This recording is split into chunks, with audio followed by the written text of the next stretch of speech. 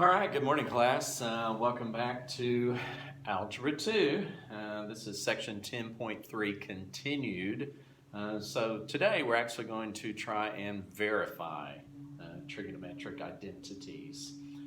You have been simplifying and you're going to use those same techniques as well as your algebraic techniques to verify today. Verify means that you're going to demonstrate that the actual problem that is presented to you in the text is actually true. It's an equation. It has the answer. You want to make each side look exactly alike. However, you may only work on one side of the equation. So you're going to have to take a look at the equation. You decide which side is the most complicated. Once you identify the most complicated side, that typically is the side that you want to work on.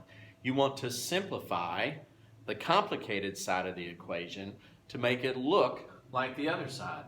So I want to make this left-hand side appear as the right-hand side. So when I get down to the very bottom, I want to say sine squared of theta equals sine squared of theta. That is my goal. I will be checking to see if what you're doing in between where you start and the goal makes sense. That's how I'm going to grade your work. So this one will work a couple of different ways, I think. We know that 1 plus tangent squared theta equals secant squared theta. That's one of the Pythagorean identities. So I can manipulate that one and I can replace secant squared theta minus 1 with tangent squared theta. I'm going to put it over secant squared theta equals, and there's really no reason to continue writing the right-hand side because that's where we want to end up with sine squared at the bottom.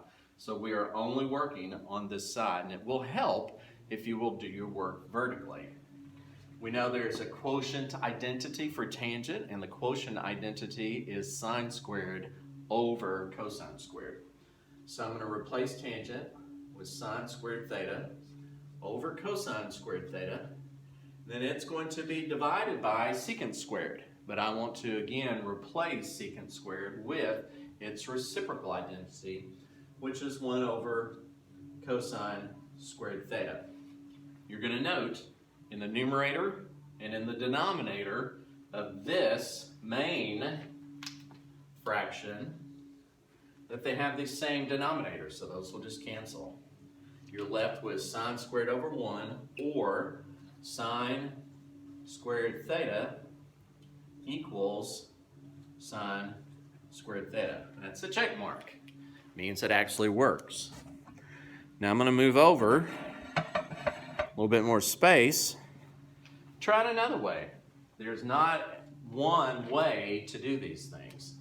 So I'm going to take the original sine squared theta minus 1 over secant squared theta equals, and I know I want it to end up like sine squared theta in a moment. I'm going to give each of the terms in the numerator this denominator of secant squared theta. So I'm going to write secant squared theta over secant squared theta minus 1 over secant squared theta equals. And I know what it's going to end up equaling. I know that secant over secant is a great big 1. The reciprocal of secant is cosine squared theta. Now you got options. You could actually just go ahead and replace this with sine squared, but I think it's kind of fun to note what 1 is the same as. 1 is the same as sine squared theta plus cosine squared theta. So I really would like you to show that step. This is the Pythagorean identity that says sine squared plus cosine squared equals 1.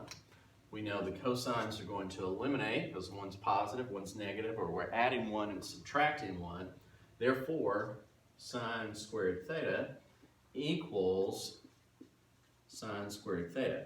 We have verified what is on the left equals what is on the right.